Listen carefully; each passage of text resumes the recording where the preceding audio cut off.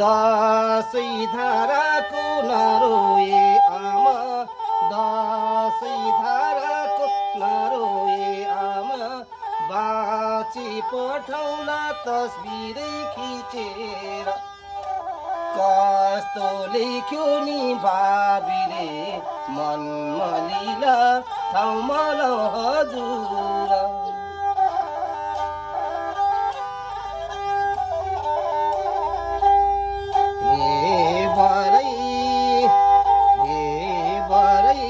बाबैले सोनानी खै छोरा भन्छन् बाबैले सोनानी खै छोरा भन्छन् राना जित्दैछ भनिदिए राना जित्दैछ भनिदिए आमैले सोनानी खै छोरा भन्छन् आमैले सोनानी खै छोरा भन्छन् राजै खुल्यो भनिदिए राजै खुल्यो भनिदिए दाजैले सोनानी खै भाइ भन्छन् दाजैले सोनानी खै भाइ भन्छन् अंशै बढ्यो भनिदिए अंशै बढ्यो भनिदिए भाउजूले सोलिनी खै देवर भनिन् भाउजूले सोलिनी खै देवर भनिन् खसी काट भनिदिए खसी काट भनिदिए भाइले सोनानी खै दाजै भन्छन् भाइले सोनानी खै दाजै भन्छन् रानामा परे भनिदिए रानामा परे भनिदिए दिदीले सोलिनी खै भाइ भनिन् दिदीले सोलिनी खै भाइ भनिन् माइती घटे भनिदिए माइती घटे भनिदिए बहिनीले सोलिनी खै दाजै भनिन् बहिनीले सोलिनी खै दाजै भनिन् चोली घट्यो भनिदिए चोली घट्यो भनिदिए छोराले सोनानी खै बाबै भन्छन् छोराले सोनानी खै बाबै भन्छन् टोपी झिक भनिदिए टोपी झिक भनिदिए छोरीले सोलिनी खै बाबै भनिन् छोरीले सोलिनी खै बाबै भनिन् सुन चुराको दान दिए सुन चुराको दान दिए प्रियाले सोलिनी खै स्वामी भनिन् प्रियाले सोलिनी खै स्वामी भनिन् बाटो फुक्यो भनिदिए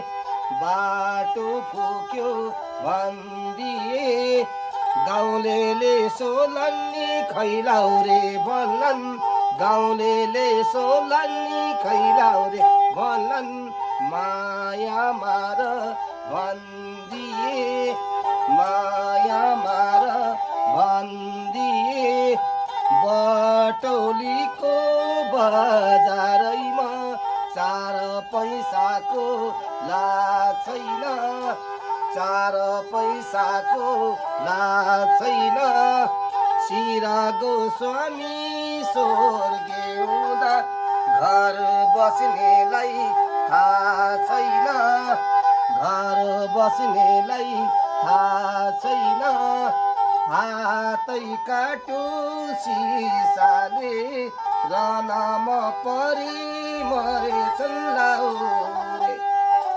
बाबा रुन्छन् वर्ष दिन आमा रुनी जुनी भर हजुर। असाध्यै राम्रो स्वर रहेछ है। अनि दाइको शुभ नाम के पर्यो? देवलाल गन्धर्व। घर कहाँ पर्यो? मेरो पश्चिम सल्यान जिल्ला पर्यो। सल्यान दाङ। हजुर दाङदी जानु पनि माथि माथि जानु पऱ्यो है। अनि अरू यो पेसा व्यवसाय पहिलादेखि गरिरहनु भएको हजुर पहिल्यै गरेको म पहिल्यै सानैदेखि छ? बाबुबाजेहरूले पनि जिजु बाजाले सिकाएर सिक्यो अनि छोराछोरीहरूले गर्छ छोराहरूले गर्दैन छोरा इन्डियातिर गइसक्यो यसको है गर्दैन गर्ने इच्छा पनि देखाउँदैन। अब मतलब गर्दैन अब पहिला जस्तो छैन सर क्या हेर्नु स्थिति बदल्दै गयो अब हामी जस्तोले गाउने अब हामी भएन भने अरू आउनेवाला छैन कोही आउनु त आउँदैन अब त्यो गाडीमै गीत गाउने केटाहरू आउनु हामी त बुढो पाएको मान्छेहरू आउँदैन आउँदैन है।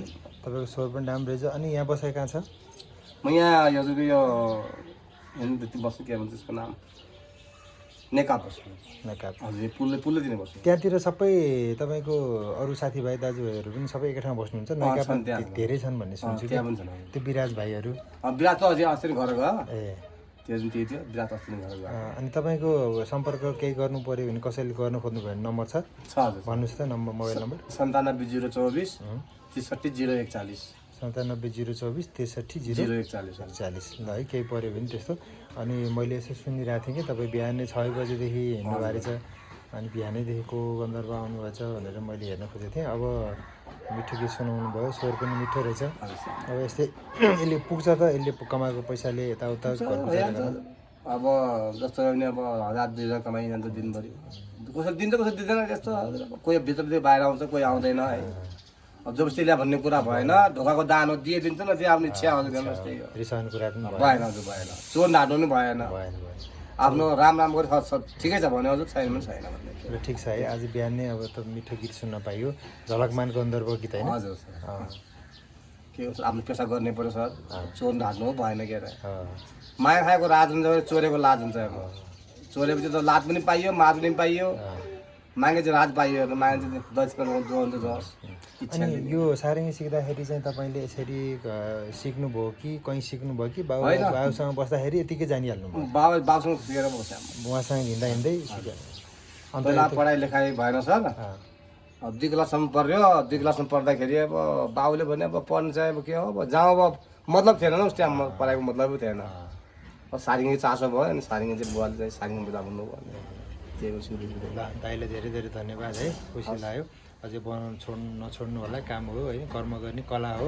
हजुर अब यसलाई बजाएर आफ्नो कला जति पनि भयो फेरि तपाईँको अब समुदायले पनि दिएको बाजा हो। हजुर हजुर त्यसैले धेरै धन्यवाद। अब एउटा तपाईँले मिठो एउटा आलाप मात्रै बजाइदिनु त।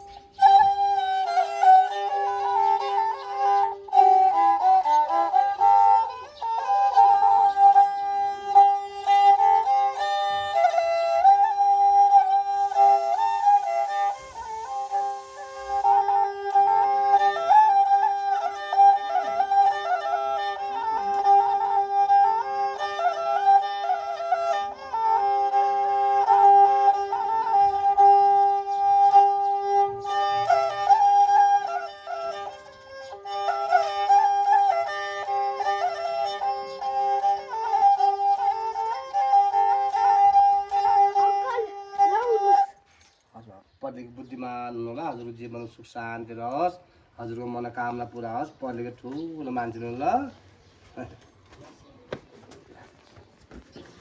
ल अब